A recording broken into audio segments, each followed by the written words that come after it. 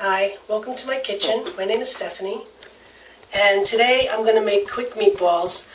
Tomorrow I'm going to make the sauce, but today I'm just going to make the meatballs because I need to make the meatballs. I have about 3.5 pounds of meat here, which I don't need for this recipe.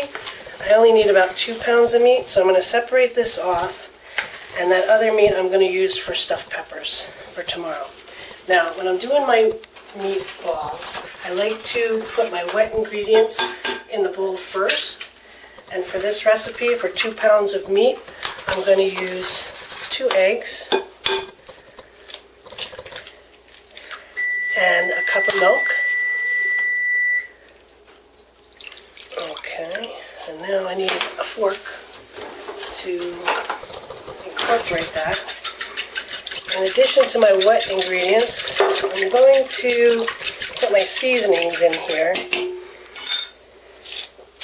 I find it a lot easier for everything to mix in with the meat. Now, for each pound of chopped meat, I always use a teaspoon of salt per pound. This is a ½ teaspoon measure. That's what I had clean, so that's what I'm using. So that's 4 spoons, which is 2 teaspoons. Not a big pepper fan, but I'm going to use a little bit of pepper. Okay, now I've done a lot of recipes for meatballs, and I'm coming back to this old recipe. I believe this was my grandmother's on my father's side. I'm going to use a teaspoon of garlic powder, 1 teaspoon. Hard to talk and think at the same time. Okay, I think this was my grandmother's recipe on my father's side. She was the Italian one in our family. And she passed away when I was really young. Again, I'm going to use another teaspoon. So that's really a ½ teaspoon per pound. I'm using 2 pounds of meat. Okay, and now we're going to use some parsley. So again, back to, I've tried a lot of recipes, whether you use regular bread and you soak it in the milk. I'm only using a ½ teaspoon of parsley. So I mix those ingredients together, and everybody has their favorite meatball recipe. To me, this one comes out very tender. It's what I'm looking for. I've had them with onions sauteed or raw, or just grated. Again, that's not my favorite. I don't feel I can find the right texture when I do that. So now I'm going to use a ½ cup of breadcrumbs per pound. So for this recipe, I'm going to use a whole cup, and I'm going to mix it into my wet ingredients here. Almost like baking a cake, but okay.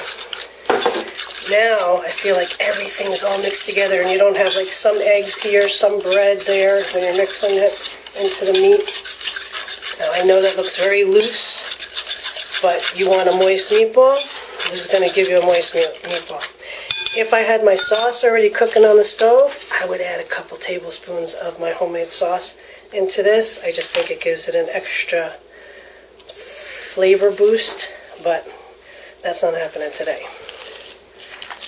So after I mix all the meat together, I'm going to form the balls, and I'm going to bake it in the oven, 450 degrees, for about 15 minutes.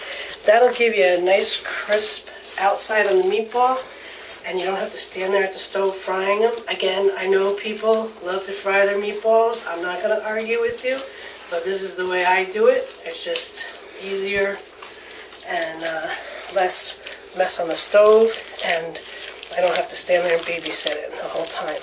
So see, it is coming together. It's not so soupy as it was before, but you're going to get a nice moist meatball with that milk and the breadcrumbs. So I'm going to get ready to roll out the meatballs. Let me just clear this up a little bit. Okay, so now we're back to rolling out the meatballs. Now, I know some people like to use the ice cream scoops, and I do that for certain things, but I've also found out when I'm making my meatballs, I like them to be a certain size. I don't know, what would you say that's a golf ball size meatball?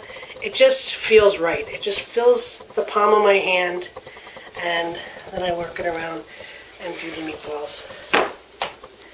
I don't want them so small that they're just one bite.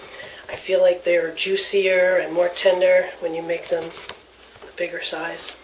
So I'm going to put these in the oven at 450, let them bake for 15 minutes, and then we'll come back and I'll show you what the finished meatballs look like. Okay, ready to go in the oven.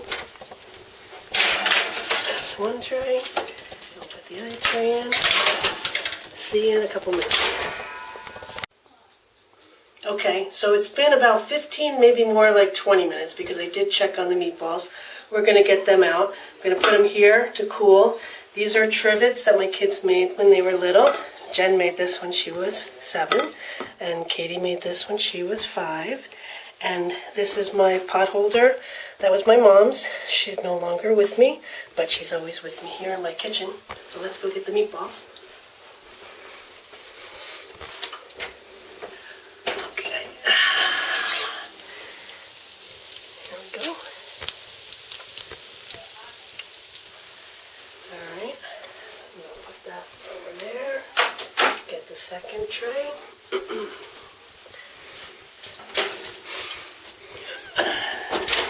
Now, we're going to let these cool on the trays for a few minutes, and then I'll put them in the plastic baggies so that I can have them ready for my sauce tomorrow, which we're going to do tomorrow. Right now, I'm going to cut into one of the meatballs to see that they're done, and they're very moist inside. You can see that they're very moist, nice and tender. And now I'm going to take a bite. I'm going to burn myself, but I'm going to take a bite.